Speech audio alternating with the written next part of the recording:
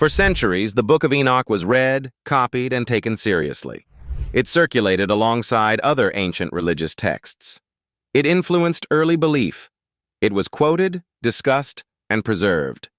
And then, gradually, it was left out. Not destroyed, not erased, just excluded. This is the story of how one of the most influential ancient texts quietly disappeared from the canon. The Book of Enoch is an ancient Jewish text, written over several centuries, most likely between the 3rd century BCE and the 1st century CE. It is attributed to Enoch, a figure briefly mentioned in early biblical tradition as a man who walked with God and did not die. That brief mention became the foundation for an entire body of writing. And what that writing described was unusual. The Book of Enoch is not a single, unified work.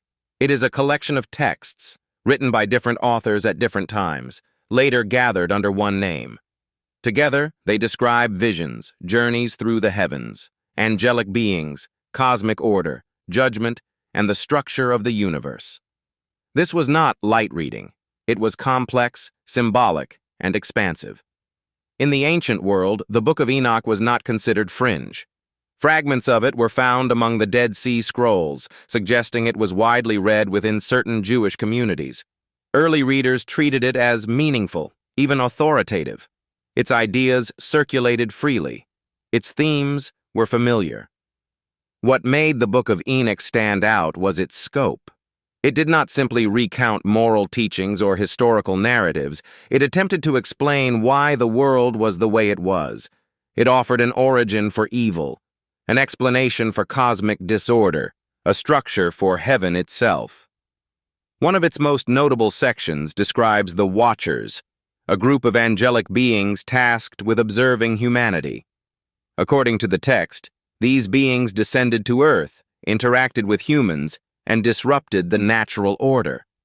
The consequences, the text claims, were catastrophic.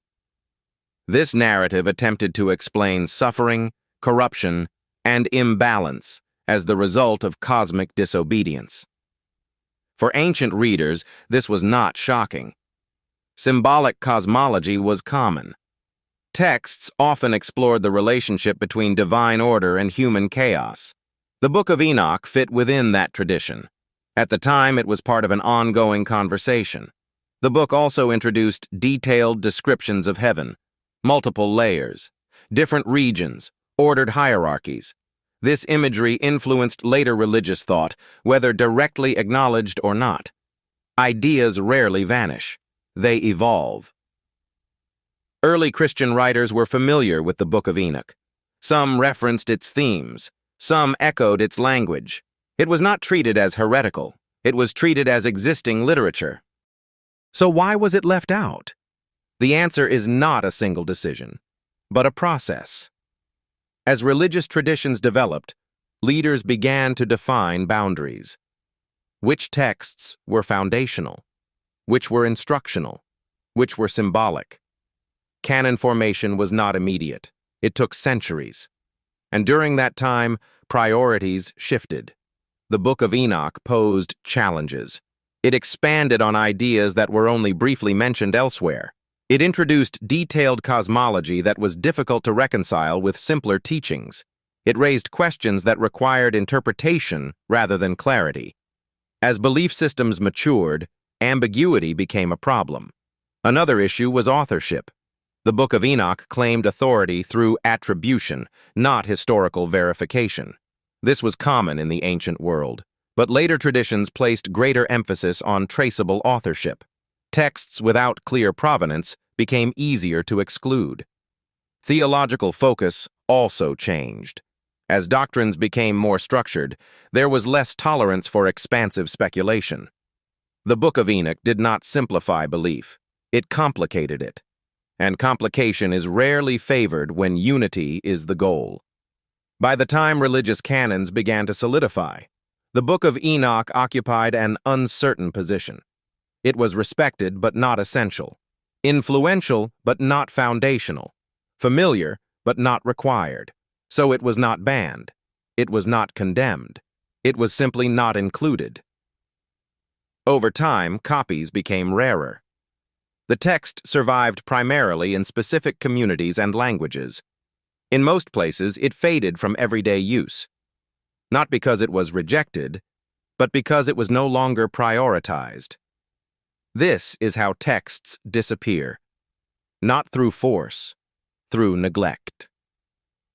Centuries later, the Book of Enoch resurfaced through manuscript discoveries and scholarly study.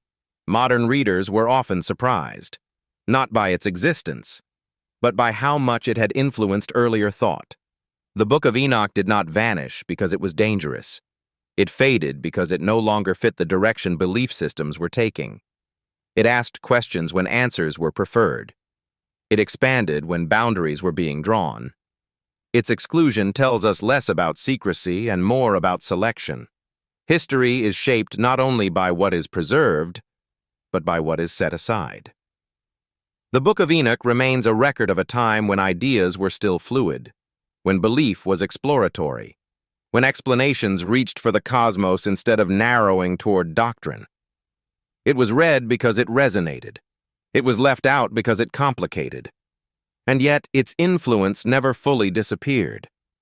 Even now, it stands as a reminder that what we inherit as tradition is the result of choices. Not all voices are carried forward. Some are simply allowed to fade. The Book of Enoch was not erased, it was outgrown. And the question it leaves behind is not why it was excluded, but how many other ideas shaped the past. Before quietly slipping out of view,